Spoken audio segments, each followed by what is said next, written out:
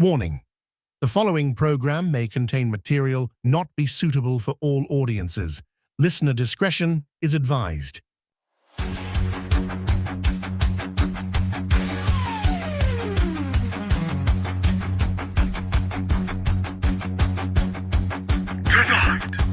Find a depth unknown, our voice begins to rise, breaking through the noise with fire in its eyes. The spirit of adventure burning ever bright. Hold on tight, travelers, it's gonna be alright. Another week burning, halfway to the end. Bonus Overdrive Wednesday, let the tears descend. Bonus Overdrive Wednesday, night is here.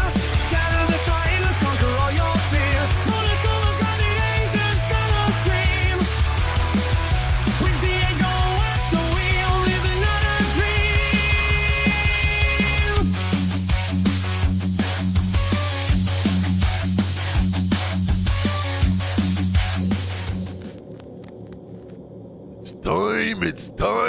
It's time to find out with Diego. Let's go. Ooh, yeah.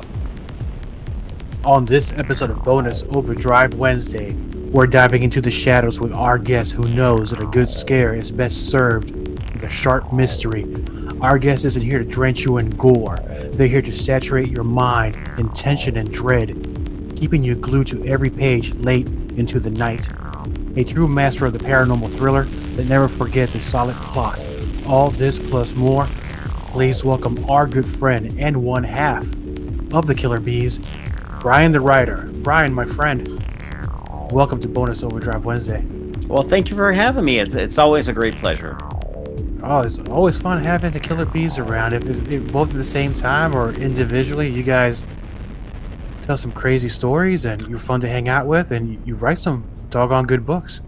Yeah, you know, what's really funny is the other half of the Killer Bees, Brian Grover, just came back from Ireland. I literally just came back from Crete. So one has the mystery of the Fae and the and the lore that goes along with the Irish world, and of course I was in Crete, which of course is it's the home of the Minotaur and all the wonderful Greek traditions and stories that go along with that. So we're out there doing our research. Yeah, that seems is a working. I like to call it a working trip. So you deduct that from your taxes? No, I wish I could. The problem is that while I was out there in Crete, we drank a lot of wine, and getting the IRS to accept wine as a business expense, really, it's a tough sell. But we do what we got to do. You got that right. Now, I might be wrong. I'm 100%, 101% believe I'm wrong. Crete.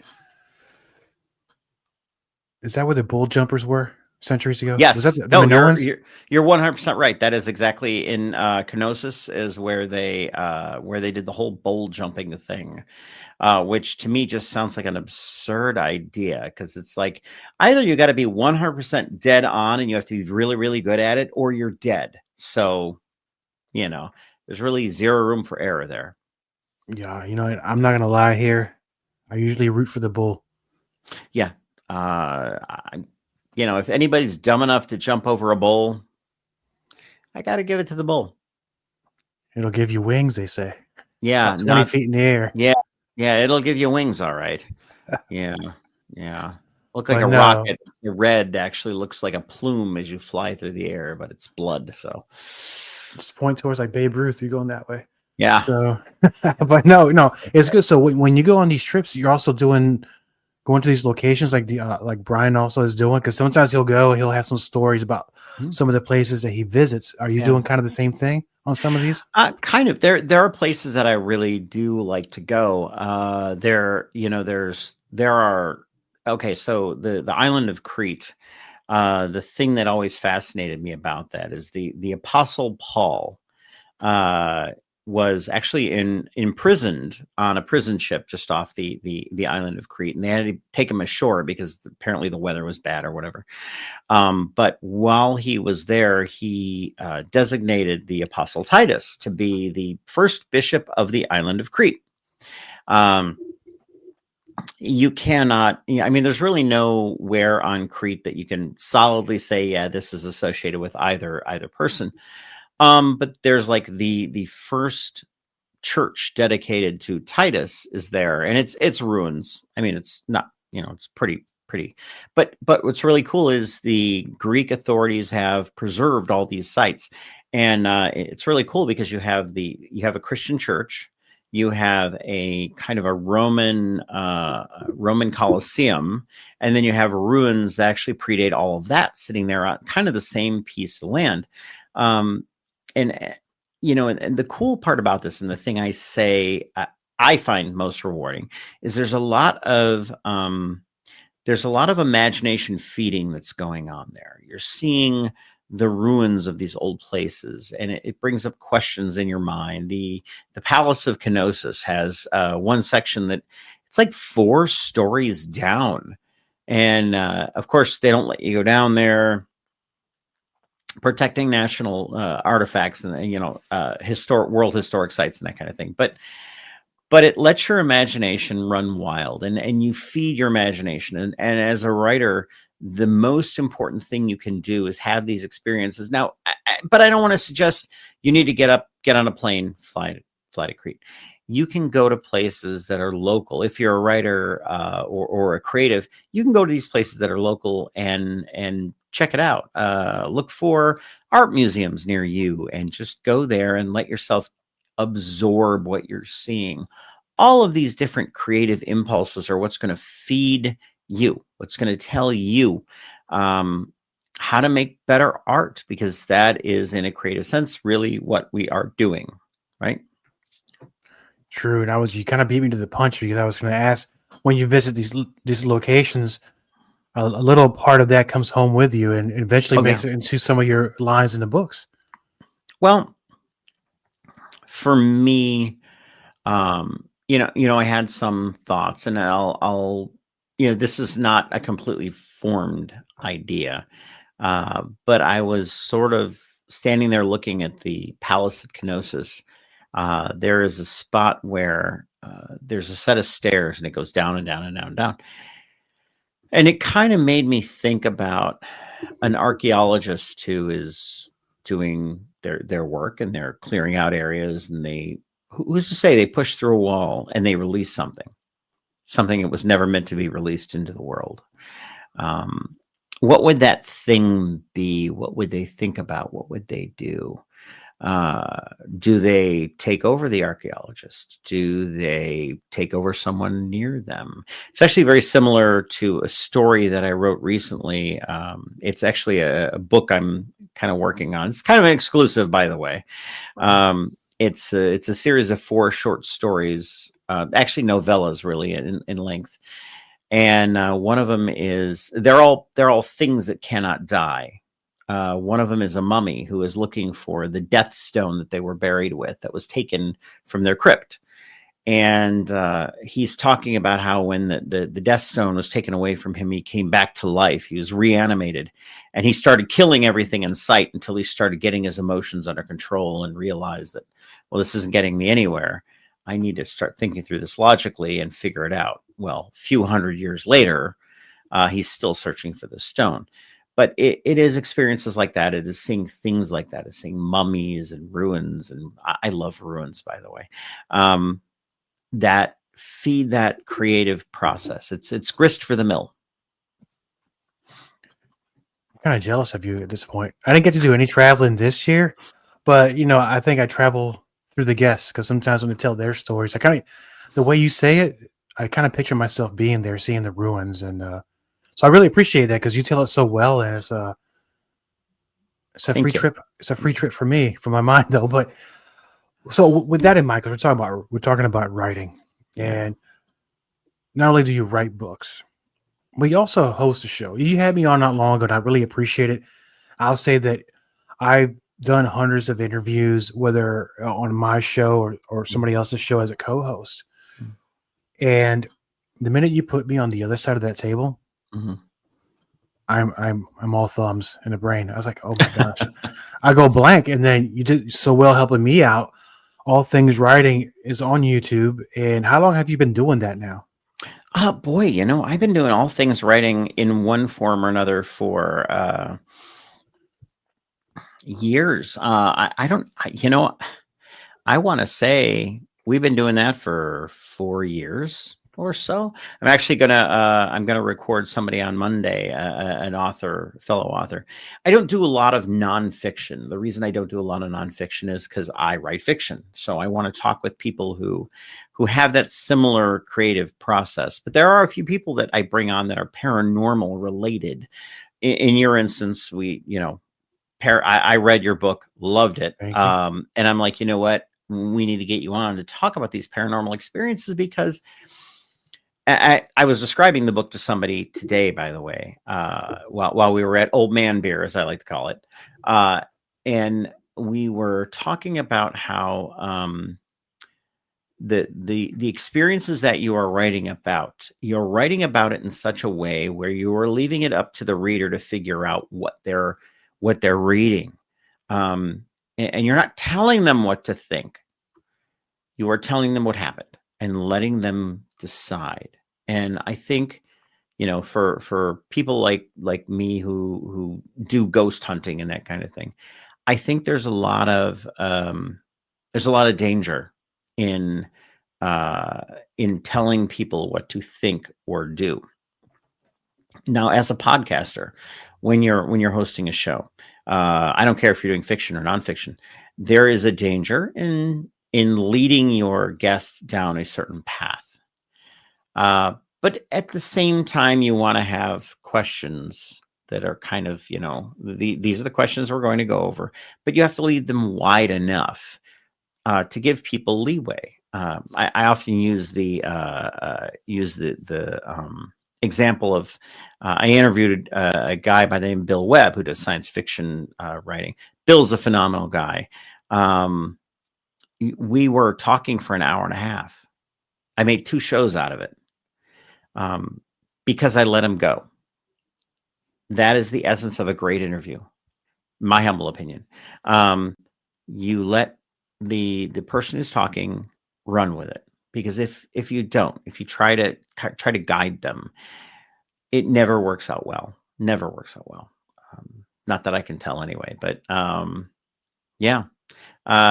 All things writing is it's all things writing. We talk about writing technique, and I haven't done one of those videos in a while. I really should. I had been doing for a while there a bunch of 5 minutes with Bryan, which is random thoughts. I need to get back into that. I've been since I've been involved in working with Jumpmaster Press, which is my current publisher. I've been busy as all get out, which is a good thing, good problem to have, but I haven't really had much time to do other things. But I'm going to get back around to it now that things are settling down a little bit. I think I rambled there a little bit. I don't even know what I'm talking about anymore. Who knows? Who knows? No. Insanity is happening here. We don't know. That's what I love about you, man. Always fun when we talk to you. You always make me laugh, whether you're on this show or when I see you at the events and we're in talking about the events. Well, let me finish off with all things writing, because you talking about you had the 5 minute videos. Mhm. Before that, because you were doing a lot of the solo episodes, and then you started bringing in guests. Mhm. You prefer the guest experience a little bit better, or doing the solo thing? I mean, I'm not big on the solo because I get tired of hearing my own voice.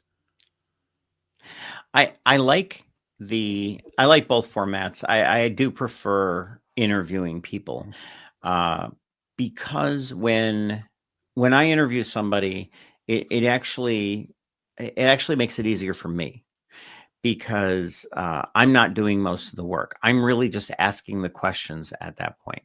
And I have a very standard first and last question. The first question is always, tell me about yourself. The very last question is always, where can people find you? The things that happen in the middle, I do. The first half tends to be like about writing style. The second has to be about whatever ongoing project they have going on. So it's somewhat formulaic. Where I think the goodness happens is where I ask the question, and then I get out of their way and I let them roll with it. it's and I think to a certain extent, when we interview, you do this too. I've noticed um, we are we have almost a very presentation style of talking. It's it's very disarming. Uh, we don't ask things in a very pointed way. We leave them open ended naturally when we ask the questions. Um, yeah, and I think that is really what makes the difference when you're doing an interview, when you're interviewing a person anyway like that.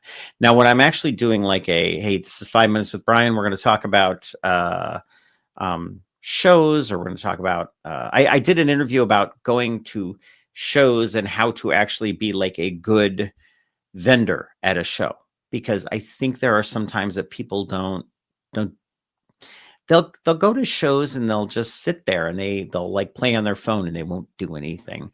That's a terrible way to be at a Oh, show.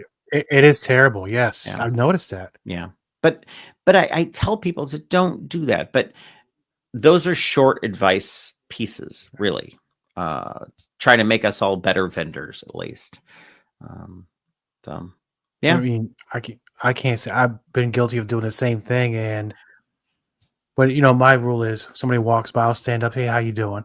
Yeah. And they have a conversation, whether they buy anything or not, that's fine. Yeah. At least they learn about me, and I say, hey, I have a friend down here, great author. You like horror books? Go down there. Yeah. And we all help each other out. We've done that before.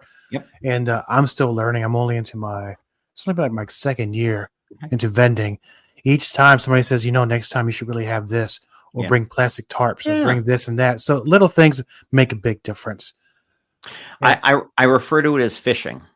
Yes. So when you're standing there when you're sitting behind your table, you say, people walk by, you say, good afternoon. They may respond, they may look at you, they may come over. But if you don't cast that line in, they're never going to come over and talk to you. True. I usually entice them either with candy or free stickers, and usually kind of works. I try, I put my vampire teeth in I and seen say that. free hugs. That never seems to work though. I took a rain check last time. I'm going to cash it in. I think I next do. time I see you at an event. Actually, I do have my I do have my fangs. They're literally right here. All right, nice little container. You got to wash them in between, because you never know nowadays with the plastics they have now, right? So those aren't plastic. Oh, No. tell me they're not real teeth. They are, well, they're as close as you're ever going to get. Those are fangs that was made by my good friend Horror Show Jack. And they are made of a dental material that they use to make teeth. So they're literally like when you clean them, you can actually brush them. All right. Yeah, to clean them. That's a lot safer than the alternatives out there. But with chemicals and what have you. But now, in the spirit of vending, Yeah. I was talking to our good friend, the other half of the Killer Bees, Bryan, Big B. Big B, and I had him on the show a couple of months ago. Actually, I had lunch with him in Winchester, and wouldn't you know it, he found somewhere to explore before we even had lunch. That's him. Yeah. And of course, it was a graveyard. But that's of course. He knows. I think he has a heat map somewhere. I graveyards love nearby. graveyards. Yeah. I love graveyards. Because there's so many stories behind all these things. There are. And he was telling me, I don't think it was at lunch, but he was telling me during the interview that both of you are going to pack and go somewhere in West Virginia. Yes. An event called Lurch Fest. Lurch Fest. And I never heard of this event until he told me about it. I think we talked afterwards. He told me what it was about. It was a lot of fun. But tell me your experience at Lurch Fest. Yeah. So Lurch Fest takes place in Philippi, West Virginia. It is an annual event. It is dedicated to the life and the art and the amazing guy that was the dude who played Lurch in the original Addams Family from the 60s.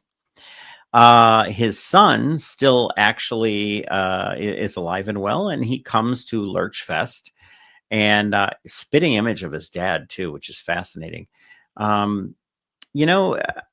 This town is a tiny little town in the middle of nowhere, And to say that they welcomed, all us vendors with open arms is understating how warm a welcome we got. It was fantastic. Um, they they don't focus on the spooky stuff. They really are focusing on celebrating the life of Lurch, essentially the guy who played Lurch. And I think that there's a lot of people. Both him and I had amazing sales day. Of course, it's not the most important part. The most important part for a vending event like that for me is, did I meet a lot of people? Did I have a lot of fun? Was the event worth it? Now, I will say, Philippi is not just worth visiting for Lurchfest. They also have a really cool museum there where they have mummies. The guy who there was a doctor there in town who decided he wanted to recreate Egyptian mummification processes. Of course, because why wouldn't you? And he made mummies, and they're on display. You can go see them. The museum, which is in the town's train station, well worth stopping to see. It's just a cool little town. There's live music. There were beer, craft brewers there, and I don't know, gazillion different little vendors there, not just the Killer Bees. However, the Killer Bees are just worth coming to see anyway, because we are a lot of fun. But yeah, Lurch Fest is, and I don't remember what date it's falling on this next year, but you can bet we'll be there. Awesome. And well, which brings me to the next question. When the Killer Bees go out of town, they hit the road and pandemonium runs wild on the highways. If I were to ride with you guys, and I know the name of your show is All Things Writing, when two authors go on a road trip, do they talk about all things but writing? Or because what happens on these trips? It's sort of funny because Bryan and I are of a certain age. We're older gentlemen. We're not young fellers anymore. Bryan can find a haunted paranormal venue, like you pointed out, could find a haunted paranormal venue. I think just by sniffing the air. I think he just goes, "Oh yeah, there it is." We ended up going the last time we did something like that. We ended up going to all these different places in West Virginia. Haunted paranormal things everywhere. And it was just, it was phenomenal. So we talk about those different things. We went to the Mothman Festival, and we investigated an insane asylum. Of course, we do these things. But we talk about a lot of random things as we go along. And of course, Bryan and I have been friends for years. We fall into kind of that quiet radio on time where we're just driving along and, just appreciating the fact that, two old friends cruising down the highway and just making a good day of it. We'll stop for some good lunch, maybe some milkshakes, and we have a good time. Sounds like a good time. It's about the experience, about making memories. It is. And then it is. Along the way, you'll have some stories to bring back and share with your friends and family. And some interesting paranormal evidence. Yeah. I actually did a whole YouTube video on All Things Writing that is just the evidence that we captured from the insane asylum. You know what I'm thinking? I'd like to bring both of you on. Let's find out. Oh, we'll pick a date. Yeah. When our things slow down with the vending and writing and podcasts, I want to talk about you guys, your experience during this trip, where you went and what you captured. I think we're gonna get a lot of stuff from you guys on a lot of stories too, because I've known you guys now for a couple of years now, and I mean, you guys are the real deal, and you can kind of you can tell because some of that goes into your writings. And I just read one of his short stories, and that first story got me. He's gonna kill me because I forgot the name of that first story. Was it Amy's leg, or it was about a leg? That sounds right. And, he'll call me here in a minute. How can you call it Amy's leg? It's not that. So, dude, really? No. Yeah. I will say though, he wrote this poem, and it is about PTSD. And to me, that's probably my favorite work, because it is a very, very, it hits very hard. Hits very, very hard. Yeah. Yeah, man. It's one of those, and I never, before I met you guys and a couple of friends, I was never really a great reader. Mhm. But sometimes some of these short stories, they yeah. say so much, Yeah. but they're not that long. And sometimes, like talk about that first story, it creeped me out because I was reading it right before bed. I'm like, boy, did I make a mistake. Short stories are hard. Short stories are hard. This is why I pretty much focus. Of course, I say I pretty much focus on long form fiction, but now my latest book that I had out, The Abyss, is all short stories. But short form fiction is really difficult to do extremely well because it's so condensed. You don't have the space. You don't have the run up. You've got to get the reader totally in, totally engaged, and totally going immediately. And that's a hard skill. It really is. It is. So, I mean, and I know talking about writing a full novel, you have time. You have the Yeah. comfort of time, but with a shorter story, you really got to get in there and tell your story. It has to make sense. And at the end, Yeah.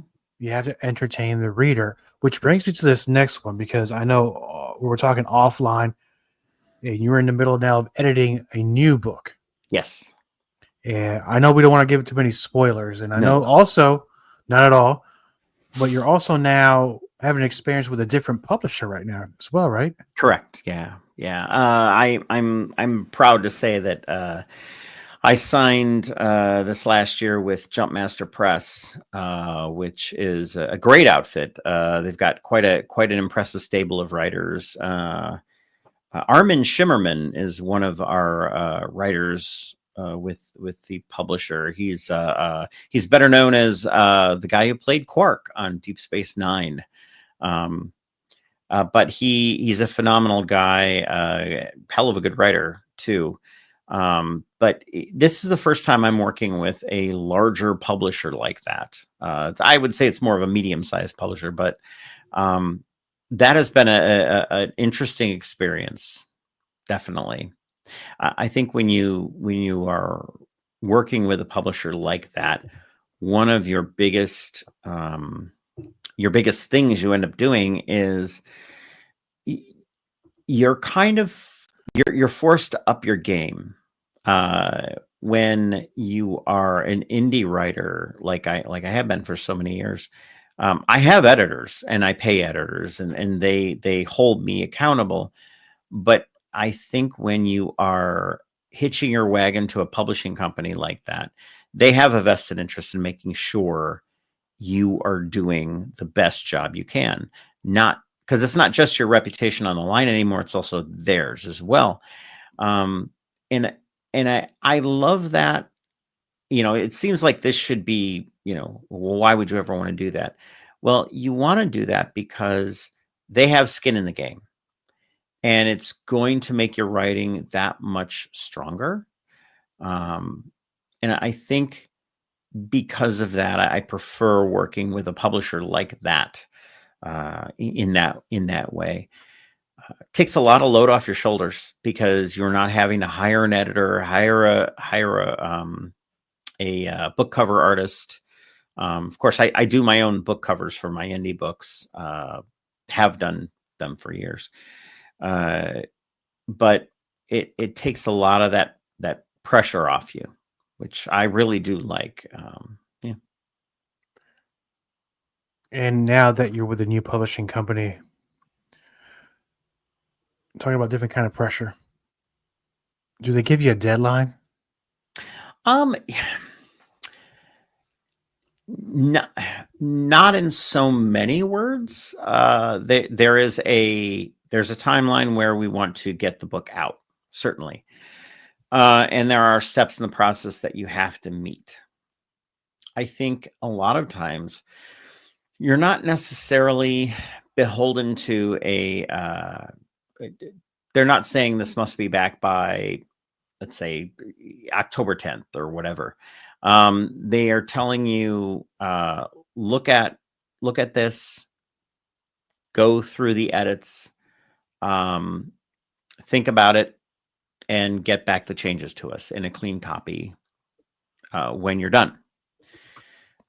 But they don't tell you a time frame. And this is what I like about Jumpmaster Press, is that they work with you to develop you, and a lot of publishers won't do that. I believe it or not, I'm not God's gift to grammar. I know that.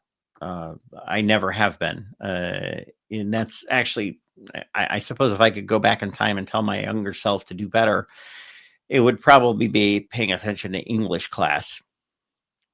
Yeah, But I feel you. Yeah. You figured that actually one of the classes I got the worst grades on. Yes. Yeah, indeed. That is true.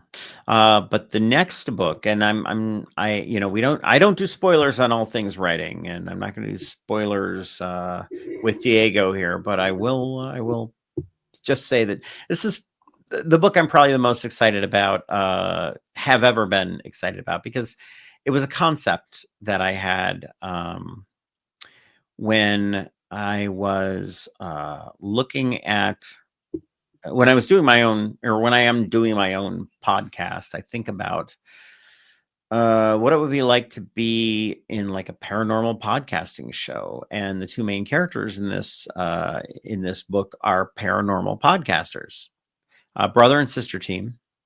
And for years, they've been trying to get into this house called Henrico House. And, well, they eventually do talk their way into Henrico House. And let's just say things go sideways real quick. Yes, we wanted to. Yes. No, perfect. Torture your little darlings, as they say. And that's exactly what I do. Oh, well, then we're game, my friend.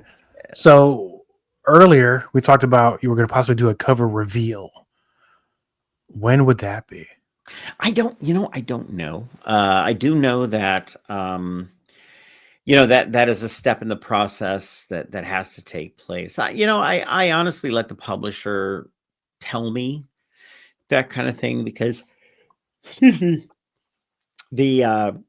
issue that you face in working with a publisher is you are very much on their timeline. When you shift to a traditional publishing format, you are fitting into their schedule.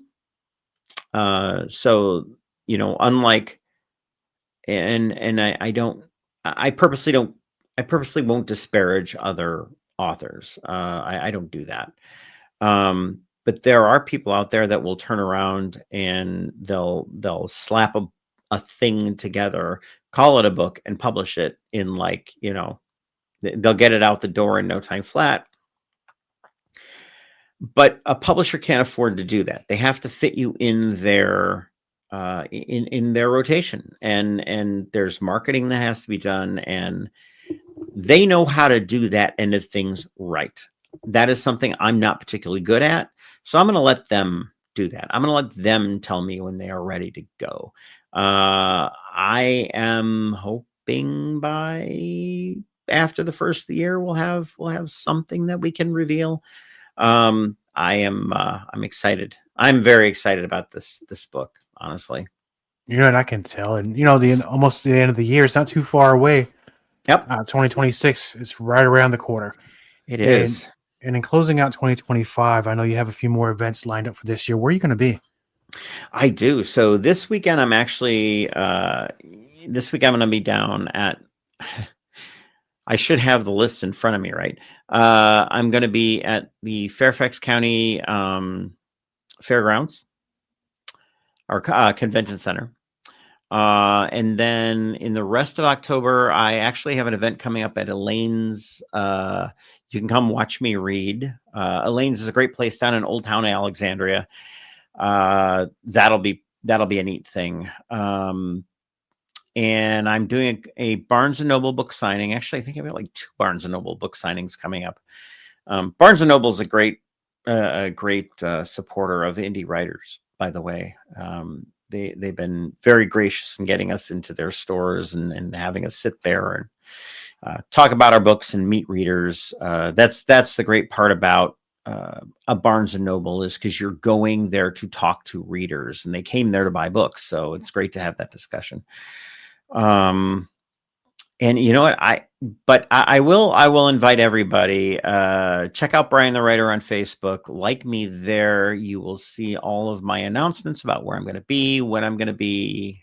Come out and meet me. I don't bite normally, unless I got my fangs in.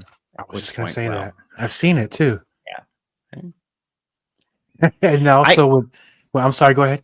I have to decide if I'm going to wear my fangs this weekend. I don't know. I might. We'll see. Half fangs will travel, as they say. Exactly. And with all things writing, is available on YouTube as well. And you told them, and you just mentioned who you're going to interview. So what's the plan with other guests coming up? You haven't lined up yet, or you just do them as time allows? I do them as time allows. So I am fortunately in the place in my time doing interviews where I actually have publicists that reach out to me and say, "Hey, would you be interested in this guest?" And I don't interview all of them, because there are some that are, like I said, they're nonfiction writers, and I generally don't do nonfiction writers. There were a few exceptions I've made over the years. There was a gentleman who wrote a book on book marketing, and I'm like, okay, that tracks. So that was kind of nice, but you know. And I'm glad you mentioned that, because before we go, for not only new authors but established authors, some of them they self-publish, or they go through the trial and errors of signing with different publishers. Sometimes it works out well, sometimes it does not work out well. What is the best way for an up-and-coming author to get the attention of a publishing house? You know, I would say, if you focus first and foremost on the craft of writing. And I feel like that's a cop-out answer to a certain extent, because everybody's going to tell you that. But it is true. You have to be a solid writer, because remember that a publisher and an agent, they are getting literally bombarded with different authors sending them stuff and to look at. And if you're not standing out in one way, shape, or form, it's not going to work. So I would say that's kind of number one, is you really have to have a solid writing practice. But, you know, aside from that, I always tell people to have a good idea why you're writing in the first place. And it seems fundamental. It seems like something, you know, that you wouldn't really put much credence into. But if you are writing because you want to be the next J.K. Rowling, if you want to be the next Stephen King, you want to make millions, go find a different job, because writing isn't going to get you there. If you are writing because you're passionate about the stories inside of you, if you have an idea you want to share with the world, and you don't care if 5 people read it or 1,000 people read it, then keep that drive alive, because that is the thing that's going to sustain you when things aren't going as great. At my lowest point in my writing career so far, I was seriously on the fence about whether I wanted to keep writing, because I'm like, I go to these shows, I sit here at my table, and I'm lucky to get a couple people to talk to. I'm lucky if I even get one person to buy, and those happen. Those days do happen. But somebody came up to me and said, I read, and I forget what book they told me they read. But they're like, I loved it. That one moment in time, that one statement in time, kept me from giving it all up. And it's tough. It's not the easiest thing in the world. But when you focus on the real reason that you're writing, why are you writing? And you know why you're writing, that will keep you going. I had a very good friend of mine, Patrick Hodges, who sadly passed away of cancer. He wrote the oh boy, I'm forgetting the name of the series that he wrote. Really, really good. He wrote a young adult series. He wrote kind of mystery series, not mystery, but fantasy series. He and I talked about that quite a bit. The first and foremost thing you need to do is decide what defines success for you. Because if you can't define what success means for you, the publisher's not going to be able to do that for you either. So it's really important to have that worked out beforehand. And yes, if you want to send things to publishers, have at it. But understand, for every submission you make, the chances are very, very slim, because it's a big pool you're going into. Not to say that you shouldn't keep trying. You should, absolutely. But just temper your expectations, because it's a long haul, but you can do it. And if you're writing for the right reasons, it doesn't actually matter. I write to get the stories out. I write to get the stories out of my brain. And I'm lucky. There are people who like what I write, and they like my books, and they pick them up and they read them. And that's the ultimate compliment for me, to be honest. And we call that mission accomplished, my friend, on that part. That's what I say. Excellent, man. I really appreciate you being on Bonus Overdrive Wednesday. I haven't seen you now in a few months. I know I'll be running into you pretty soon, but I think I'm gonna join you guys on a road trip next year. And heck yeah, I think it's long overdue. I would like to go to there's a plantation house that was the boyhood home of James Madison. It's called the Belgrove Plantation. I've done a few events down that way. One of the most haunted places in Virginia. I would love to go do a ghost hunt there. I actually stayed there one night. My wife and I did when we did an event in the area, and I'll tell you what, that house is haunted.